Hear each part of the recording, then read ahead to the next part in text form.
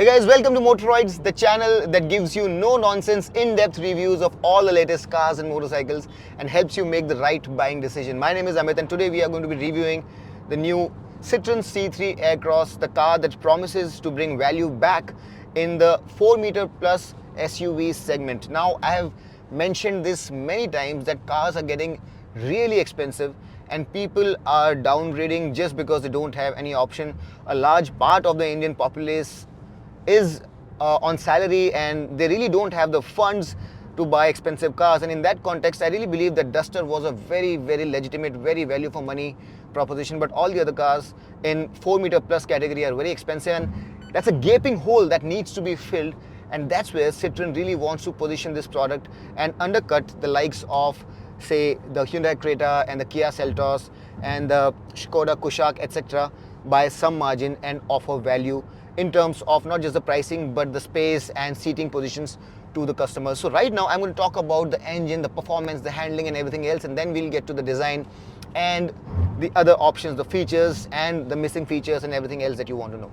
So let's start with the engine. This is the 1.2 liter PureTech 110 engine, which is turbocharged, and when I reviewed the Citroen C3 I really waxed eloquent about this engine because it has class leading torque, at least when you compare it with the NA engines on the Kia Seltos and the Hyundai Creta, or even with the turbocharged engine on the Kushaq. This has more torque. So the power here is 110 HP at 5,500 RPM, but the torque of 190 Newton meters is class leading, and this car really has a very strong mid-range. The curb weight here is upwards of 1.2 ton, and this engine is sufficient to propel it from 0 to 100 kilometers per hour in a shade less than 13 seconds, which is pretty quick for a car which is supposed to offer value. Now, I have been driving this car for over 100 kilometers now, and my first impressions are very good, especially for a car which is supposed to offer value. We'll start talking about the engine's refinement, and since this is a 3-cylinder engine, that is not exactly the high points of the engine, and I'll talk with the negatives first because there are a lot of positives to talk about this car. So the engine is a little bit gruff. You do feel a little bit of the 3-cylinder thrum, but apart from that there are many positives. There's a little bit of turbo lag also. From 1000 onwards there is momentum, but you really have to wait until 2000 RPM before the turbo really starts spooling up and you have sufficient torque at hand to move forward with assurance. Having said that, from 1000 RPM the knocking stops, and if you're trundling along in traffic you can actually keep the engine on the go. So I did a test of the tractability of this car, and since this has 6 gears, tractability is important. In 6th gear you can use this car from 50 kilometers per hour onwards. In the 5th gear, this will give you motion from 45 kilometers per hour onwards. In the 4th gear, 35 kilometers per hour onwards. And in the 3rd gear, you can use it from 25 kilometers per hour onwards. But the thing about the 3rd gear is that it's a very widely spaced gear, and it operates from as low as 25 kilometers per hour and crosses the 100 mark and goes all the way up to 140 if you so wish. So the 3rd gear can actually be used in a wide range of scenarios. You can use in stop-go traffic, you can use it on the highway. So it's sort of the go-to gear if you are just about to accelerate or you are in slow-moving traffic conditions. So in that sense, the 3rd gear here is pretty versatile. The gear shifts are not the slickest that I've seen, but they're not too rubbery either. They are perfectly usable. The clutch action is slightly on the heavier side. This is not the lightest of the clutches, but overall I don't really have any problem with this manual transmission. For those of you who are looking for an automatic, be informed that an automatic, a 6-speed automatic, a proper automatic, not an AMT, is coming very soon. So an automatic will be offered on this car very soon. Now, in terms of its acceleration, as I mentioned, the turbo enables it to do its 0 to 100 in sub 13 seconds, which is pretty quick. I also did a test on the speeds that this car goes to in each gear, and in the 1st gear it will take you to 50 kilometers per hour, in the 2nd gear 90 kilometers per hour, and in the 3rd gear it will cross 140 kilometers per hour. Now, another question that a lot of you ask is about the cruising capability of the car, and in the 6th gear, if you want to see 100 on the speedo, you'll be doing about 2100 clicks on the tachometer. if you are going to be doing 120 kilometers per hour, you would be doing 2,500 clicks on the tacho. In the fifth gear, you will be doing 2,500 and 3,000 clicks for 100 and 120 kilometers per hour respectively. In terms of fuel efficiency, the ARAI certified fuel efficiency on this car is 18.5 kmpl, and that fuel efficiency is slightly more than the Hyundai Creta naturally aspirated 1.5 liter petrol engine. However, it's less than the Kushaq 1.0 turbo, which has 21 liters, and the Creta has 17 kmpl. At 18.5 kmpl certified fuel efficiency, when I tested it on the highway in the 6th gear with the AC on, I received about 17 to 17.5 kmpl. So the real world fuel efficiency is not going to surpass the ARAI fuel efficiency number, which generally is the case. So on the highway, you'll get about 17 to 18 kmpl max, which is not a very commendable number, but it's decent, especially knowing that the price of this car will be a lot less than the other cars, and the performance here is definitely a little better. Within the city, you will be getting about 13 to 14 kmpl if you are not driving in absolute stop-start traffic. So the fuel efficiency, 13 to 14 to 17 to 18 kmpl, not the highest, but not too bad either for such a big car. Now let's come to the handling characteristics of this car, and for the kind of positioning that this car has, I really think that Citroen have really done a great job for what they are known for. The comfort in this car is stellar. The suspension has been tuned beautifully well, and not just that, the handling also is very commendable. It comes with 17-inch wheels, and they're shod with 215 section tires. And the great news here is that there's no squealing or screeching from the tires even when you're braking hard. The brakes are fantastic.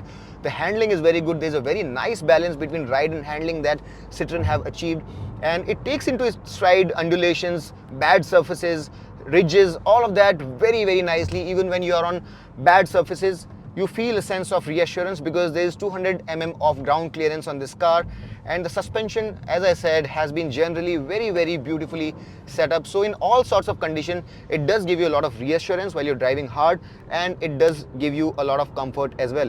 The steering here is very well weighted, so the weight is not a problem. However, it doesn't feel very natural or neutral. It lacks feedback.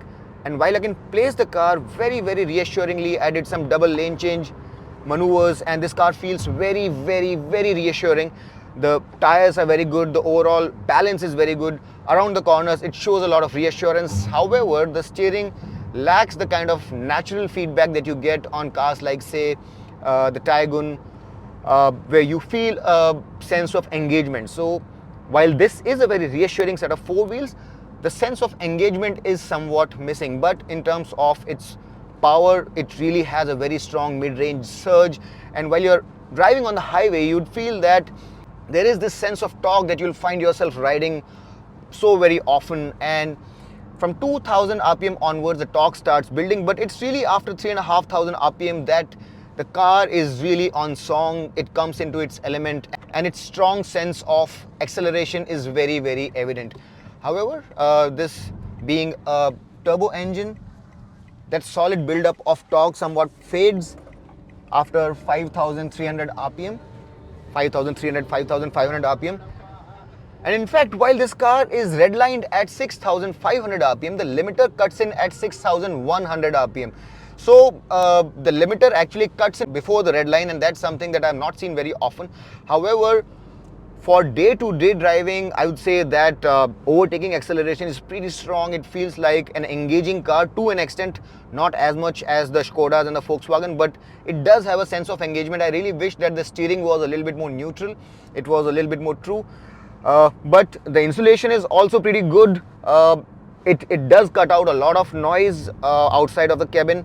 The engine has its noise and it filters through, but apart from that, the ambient noise has been reasonably well cut, and the wind noise also starts filtering in only after 125, 130 kilometers per hour, which is pretty good. It has a sense of stability, a sense of solidity about it, and overall this car feels like it's very well built. It's swift, it feels solid, it feels reassuring, and it does feel comfortable. Talking about the negatives, I think the gearbox could probably have been a little bit slicker. The clutch action, especially for city driving, could have been a little bit lighter, and as I mentioned, the steering could have been a little bit more true. But overall, for the kind of positioning that this car is meant to be at, it really is a job well done. Now, while the overall feel from behind the steering wheel and the performance from the engine is rather commendable, that's not really the absolute highlight of this car. This is the only car in its segment which is offering 5 or 7 seat options. And I tested the rear seats also for their comfort, and I'm happy to announce that the ride quality at the rear sets of seats also is really commendable, pretty good. But more than anything, I'm pretty sure that you want to know about the space in the second and the third rows, and let's get there and try and understand how much space is available. Alright, so let's have a look at what's probably the biggest highlight of the C3 Aircross, and that's its extra set of 2 seats. Now, there are some MPVs available at a very reasonable price with 7 seats, but some market research suggests that a lot of people want the 7 seats in the SUV form factor at a very reasonable price, and Citroen C3 Aircross is delivering just that. And these 2 seats that you see here are available as an option. So you can either have the 5-seat version or the 7-seat version. Now, let me start by saying that these 2 extra seats are going to cost you about 30 to 35,000 rupees extra. That's my estimate. It may be a few grand less or maybe a few grand more, but that's the ballpark, and that's not a bad price to pay at all for 2 extra set of seats. And in my humble opinion, if you're going for the C3 Aircross, you should by all means go for the extra 2 seats, because 35,000 rupees is a very small price to pay for the seating capacity for 2 extra people. Now, the one thing that a lot of you would probably want to ask is, why are these 2 seats not being offered as an accessory or as an extra? The reason for that is that you have to mention the number of seats to the government while you're homologating it, and for that reason you can buy it as a 7-seater and then remove the seats, but you cannot buy it as a 5-seater and then add 2 extra seats. Now, these 2 seats can be either folded like so, or they can be completely removed like this. So this has been tied right now, so it's not being removed, but you can remove the buckle like so, and the seat can be completely removed. And once you remove these seats, the storage area here is a massive 511 liters, which is class leading. To put things in perspective, the Hyundai Creta gives you 433 liters of boot space, and the Skoda Kushaq gives you space which is less than 400 liters. So if you want loading capacity, this car has the most amount of boot volume. And not just that, if you want more space, you have further flexibility in the form of these 60/40 seats, which can then be further folded to enhance your loading capacity. Citroen says that these seats can be removed in 60 seconds. I would like to think that they can be removed even faster, because as they are really easy to be removed and then to be reinstalled. See, this is fixed now, and you can remove both the seats in a similar fashion. So a 50/50 split functionality. So with both the rear 2 seats completely removed and the middle row tumbled down, you will get a space of 839 liters, which is absolutely segment busting. Even with both the seats up, you have a little space to spare here, so you can actually store 2 small haversacks or some small other forms of bags here. So it's not like you don't have any space left whatsoever. You have some space left even with the 3rd row of seats up. The spare sits here, and obviously it's not a full-sized alloy. It's a steel rim, it's a 16-incher, and it's a 205 section rubber. This is how the loading bay or the boot of the 5-seater variant looks like. So as you can see, there are no reinforcement here to put your seats. You don't even have any reinforcement here for the seats backrest, and it's completely flat, so a little bit more convenient to load your stuff, but the loading area is the same. However, the stepney is not accessible from here as well. It's fully flat. In my personal opinion, if you want to go for the C3 Aircross, go with the 7-seater variant, because for 35,000 rupees, you get 2 extra seats which you can completely remove, and you can either use this area for loading your luggage or for seats, and that is such a boon. And now let's get into the 3rd row and see how much space do we have there and how easy it is to get in and get out. Now, to get inside, you have to know that you can get inside only from the 40 side of the 60/40 split middle row, and you have to pull this strap like so, and it opens the space to get inside. And getting inside is not difficult at all, although these seats are best suited for little children or people with very short height. The headroom is not bad, but it's not too generous also. If you're a 6-footer, you probably will find your head brushing with the roof, But overall, for a value proposition, this seat is pretty usable for short to medium distances, and if you have little kids in your family who you want to put in the back seat, these seats can be used. Now the good thing is that you have adjustable headrests here, you have a cup holder, and you also have two USB sockets here. You also have these hooks which can carry a load of 3 kgs, and these little quarter glasses also, I'm not very sure if they are very usable because they don't aid visibility or light much. I really wish that this entire section had a bigger glass panel to aid a sense of openness and airiness, but that's not the case. I really wish that there was a bigger glass here. You have a proper 3-point seat belt for both the third row passengers. However, you don't have a light or a dedicated AC vent for the third row, although the AC by itself on this car is very powerful. It's tropicalized, and since the cabin is not like too gigantic, the car manages to cool the cabin pretty quickly, and if you're sitting in the third row, it should not be much of a problem. So in a nutshell, this is not a seat for long distances. It's for kids or those who are of a short height, and it is a great value add, especially in this segment, especially because these can be removed and you can use them as seats or as loading space as per your convenience. All right, to start off, the door handles are not very premium. They're old style, and obviously there is some cost cutting there.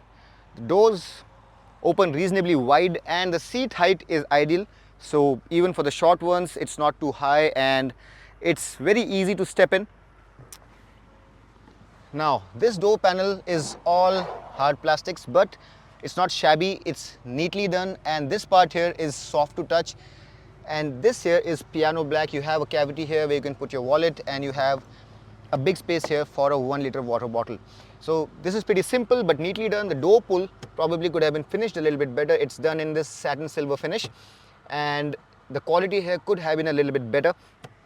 Slide in and you would be welcomed with generous knee room, very good leg room, and headroom, which is good for people who are upwards of 6 feet. So the cabin space here is a highlight, and the seat squab, the under thigh support, is not worth complaining. Also, it's not the most generous, but it's reasonable. It's not bad at all. The seat is reasonably well contoured, and since this is a French car, the color appointment is pretty good.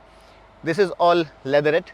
The seat at the bottom is leatherette, and a part of the seat back is fabric, and it's 3-tone. It's done pretty well, and this mesh is pretty nice. I like this texture, and the design on the seat itself, the stitching is pretty good. It has a very nice aesthetic to it. It does not look low rent and does give it a very nice, bright, evolved kind of a look. The seat backs are scooped out, so you get additional knee room, and you have these pockets also. Now you won't see an AC vent here because the AC vents are placed on top so that the air circulates to the third part of the cabin as well, and you can change the direction of the airflow like so. This is not the sturdiest of the mechanism I have seen, but it looks like it's built to last. Not as flimsy as some of the other cars, but I really wish that this was sturdier. This is the flow control, so you can turn it off or choose one of the 3 speeds for the blower. At number 3 it gets a little bit noisy. You have this light, and a word about the headliner. This is also done pretty neatly. It's not like one of those low rent fleece kind of a headliner. So the headliner looks pretty neat. You have these 2 handles for the passengers on both the sides. You have this cup holder here, and the window buttons are placed in the middle. So as you can see there, the windows can be operated from here. An interesting fact is they are 1 touch down. So while cost has been cut, the windows at the rear are 1 touch down, and they don't go all the way down as you would see. So if you want to rest your hand on the window, you probably won't be able to do that because the glass is still like 3 inches above the window pane. Now coming back to the seats, a very apparent omission is that you don't have ISOFIX child seat mounts here, but the great thing here is that the seat can be reclined. What Citroen says is that it can be reclined to 3 different angles, although the 3 different steps are not very clearly defined. So I would just say that you can either have it like this or take it all the way back for enhanced comfort. The headroom, as I mentioned, is very generous. You have these 2 traditional USB-B sockets. You don't have a USB-C socket, but that's okay. I think you can always use a converter. So you have these 2 charging sockets here, and you have a pocket in the back seat on the passenger side as well. Now, the headrests on the left and right sides are adjustable, but the central headrest is fixed. Also, you get only a lap belt for the central passenger, so you don't have a proper 3-point seat belt for the central passenger. In terms of the dimensions, this car has the longest wheelbase in its class. It has the most amount of width, and that really means that you can seat 3 abreast in this car for medium journeys. While there is this hump here, this seat here in the middle isn't entirely unsuitable for seating a third passenger for medium journeys, and if you want to be seating 7 passengers in this car for short journeys, that should not be a problem. So while you would be brushing your shoulders, there is space for 3 fully grown adults to be seated side by side in this car. From a comfort and space perspective, at least for 2 there is no problem, and since the suspension is so good and the fact that the seats are pretty well cushioned, the foam is very good. It's not like one of those cheap foams that you see on some low end cars. It has been done rather well. These seats are reasonably good, especially if you're going to be seating 2 people in the middle row for long distances as well, and this car will keep you in comfort for long journeys. Now, this is the second row seat of the 5-seater variant, and there are some differences that you would do well to know about.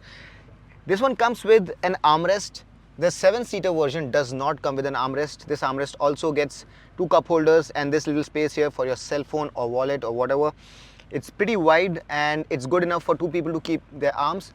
Another difference is that you don't have an integrated headrest here, which you get on the 7-seater variant. But the biggest difference is that this seat is not a 60-40 split, which is an option in the 7-seat variant. So this seat folds down, but it does not fold down 60-40. Finally, you will also not get the overhead AC blower for the rear seats, which you will with the 7-seater version. So this is what the key of the Citroen C3 Aircross looks like. It doesn't have a proximity sensor, so you basically have to unlock the car. You have to necessarily take it out of your pocket. You also have this keyhole here, and the door handle here is just like what we saw at the rear door. Open the door and it opens wide. The entry is pretty easy. This is the tallest car in its segment, so the entry for the taller ones amongst you also is going to be very easy. And the plastics here are similar to how we saw at the rear door. All of this is hard plastic. This is soft to touch. You have enough space for a 1-liter water bottle, and you have similar door pulls here as well. You don't have a door lock unlock button separately. You have to use this notch only to unlock the doors. And the seat height here, just like the rear, is ideal, so getting in and out is very easy. You also have a seat height adjustment, which is obviously manual, and as you can see, the seats are pretty well finished for the class. They have these textures on them. This is all leatherette, and the top part is fabric just like the rear, and you have a 3-tone treatment, and the color combination is also very good. It does make it look very nice and premium, especially for the class. Now, if you look at the dashboard here, what you're looking at is the anodized bronze theme for the dashboard. So this texture and color that you see on the dashboard is the bronze texture, which is a new addition. In addition to this, you'll also get an anodized silver theme, where the color will obviously be silver, and this texture will not be like this. It will be a dimpled texture, something that we have already seen on the C3. So you can choose from 2 interiors, while the lower part will always be beige and the top part will always be black. The central theme can be had in bronze or silver themes. Now let's get inside, and as I mentioned, getting inside is very easy, and let's have a look at some basic controls. So you have this auto start stop on or off button here. You can turn the window lock on from here, and an interesting fact, as I mentioned while I was in the back seat, is that all 4 windows are one touch down. So that's a premium feature on a low cost car, and it's a welcome inclusion. This is the lever for the bonnet. Here you have the fuel lid lever, and these are the pedals. No dead pedal here. The steering, the familiar Citroen chunky unit, very nice to hold. Adjustable only for height, not telescopically adjustable, but very nice to hold nonetheless. And all the stalks are very well built as well. No auto functions here. We'll talk about the lighting once we talk about the exterior, but they are pretty chunky. Now, one interesting new inclusion here is this 7-inch color TFT screen, which was absent on the C3, and it's a welcome change. You also get a tachometer here, which allows you to evaluate or understand the performance of the car in a better manner. And here you have three themes to choose from, and you have the minimal theme where, as you can see right now, there is just the speedo and some basic functions. Then you have the eco mode where you'll have some more information coming in, and then finally you have the dual mode where you have the tachometer also coming in and some basic information like the fuel gauge and the engine temperature, etc, etc. So these are the three modes, and apart from that, if you want to get into the trip information, you can go to the trip information. You also get a tire pressure monitoring system, and within the trip you have the distance for the last trip, you have the average fuel efficiency, and you also have the average speed. You also have distance to dry. You can also choose from two different themes, that is khaki and black, and it's pretty easy to choose.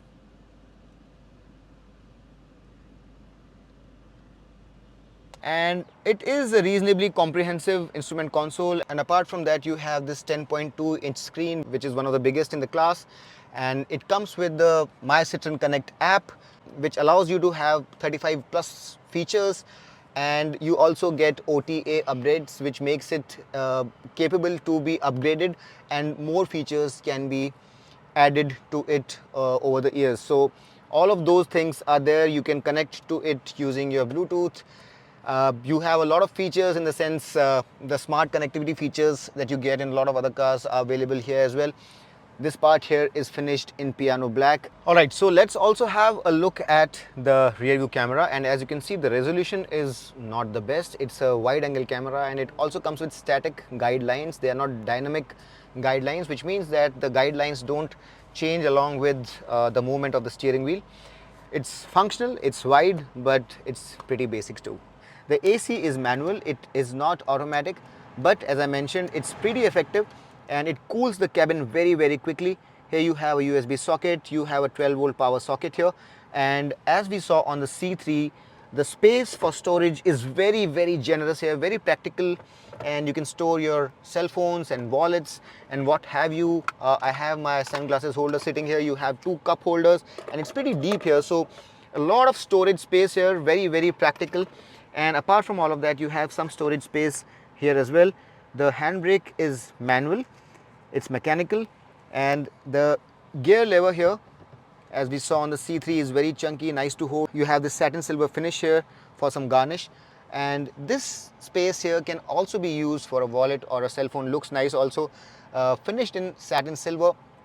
And the glove compartment also is reasonably sized, although this is not illuminated or cooled, but it's a very nicely finished glove box. Then you have this sun visor here, which doesn't have anything, and on the passenger side you have this vanity mirror, but you don't have any illumination. The light is also pretty basic, and you have the manually dimming IRVM sitting right here. Now the good thing is that the driver has this armrest, and both the front two seats have adjustable headrests.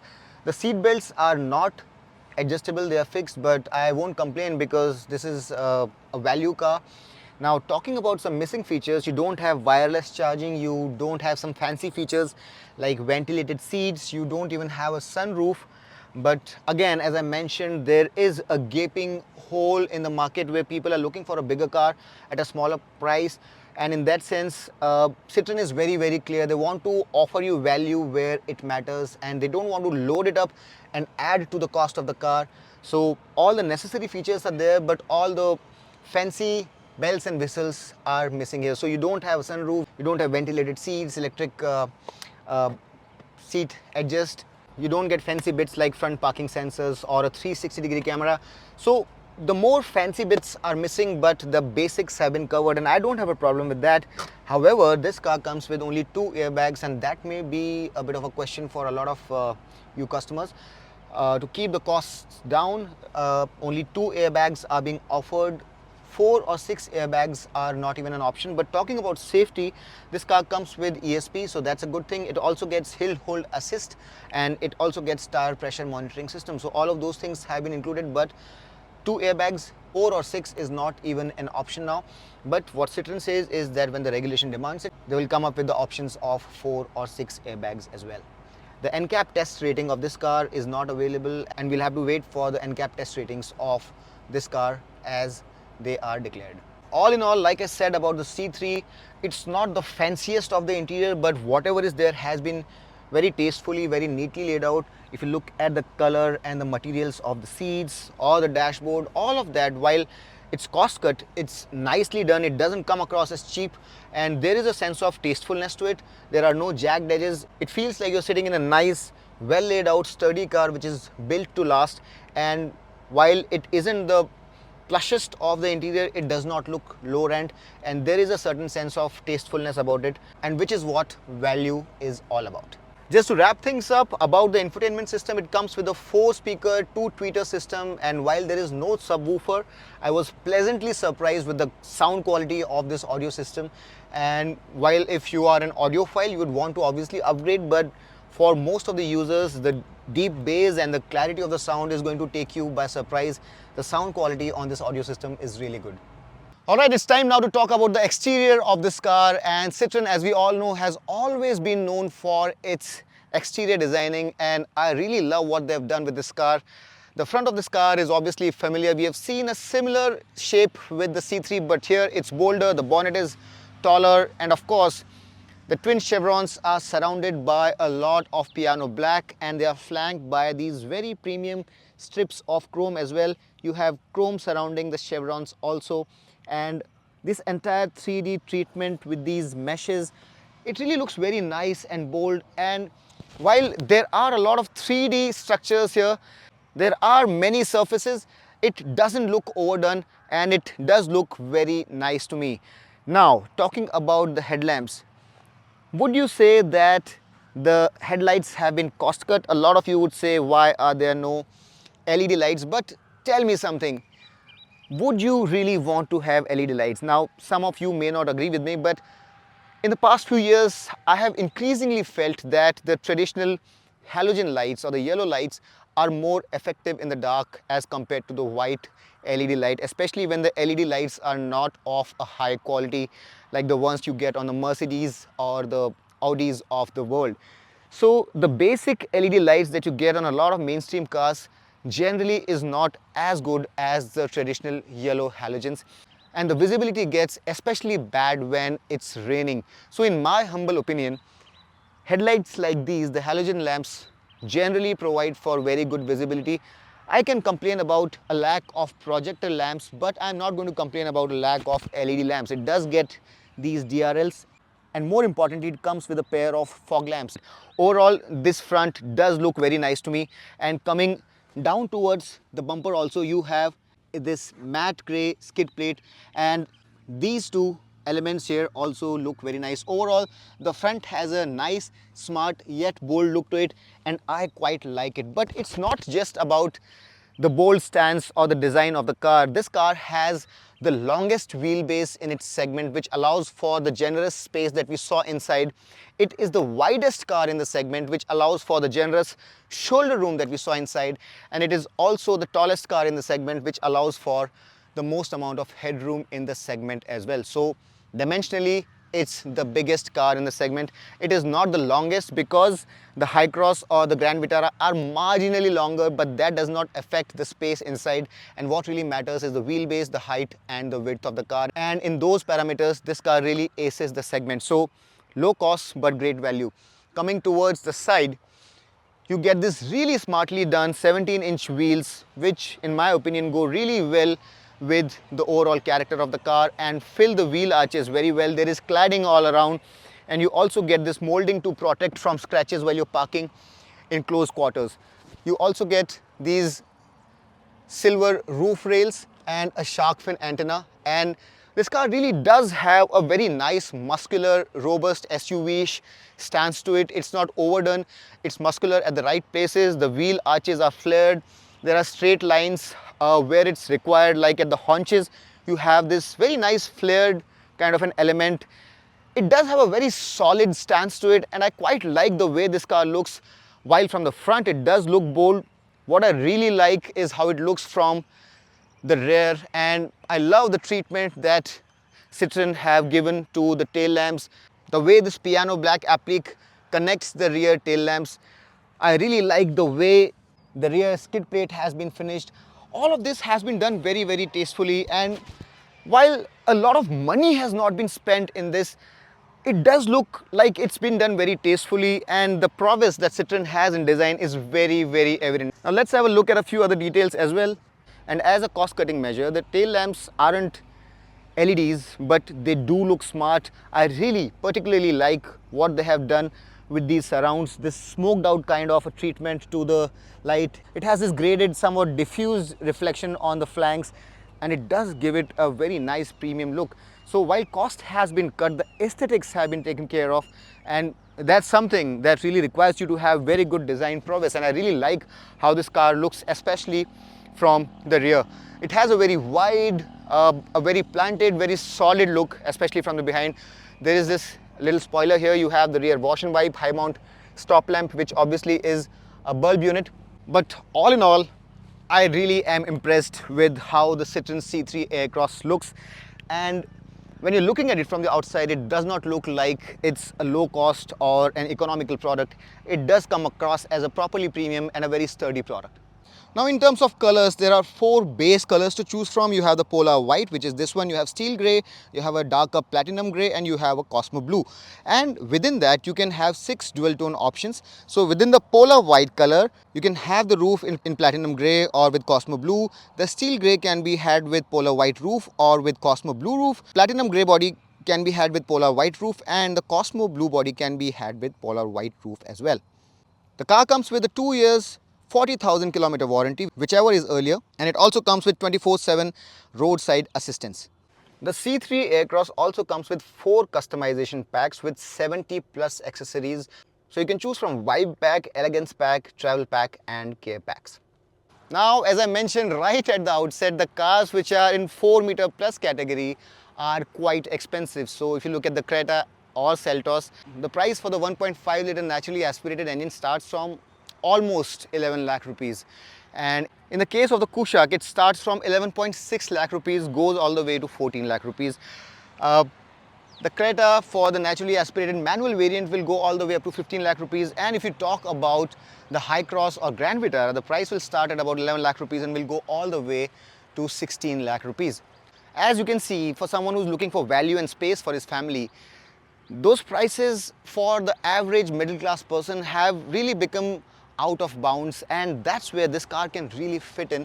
And if Citroen can undercut the starting price of 10.8 lakh rupees by 1.5 to 2 lakh rupees, that's like wishful thinking. But I think if they can be aggressive and with the base features, base variant, if they can introduce this car at about 9 lakh rupees or thereabouts, it would come across as great value, primarily because it offers a lot of space inside. And for those who are seeking a 7-seater SUV, this car really is a unique proposition. It's a very strong car in terms of the fact that it has a potent engine, it drives well, handles well, it has all the basic features which are required, and it is very nice to drive, very, very comfortable, and is a solid package. So if you're looking for a good value for money SUV which offers you the option of 7 seats and doesn't require you to rob a bank to buy one, I really think that you should wait for this car, because the bookings will start in September and the deliveries will take place in October. And this time Citroen is saying that they would be ready with enough numbers to cater to whatever the demand may be. I personally like this car. It's a very, very interesting proposition to me. What really remains to be seen is the pricing, and if the pricing is aggressive, I can really recommend that you go ahead and take a test drive of this car. It's a really competent product. I really hope that I was able to answer all your questions about this beautiful car here. And still, if you have any questions, put them down in the comment section. I'll try to answer them personally, or my team would. Thanks a lot for watching. This is your friend Amit Changani signing off, and do subscribe for more such no-nonsense, in-depth reviews to Motorides.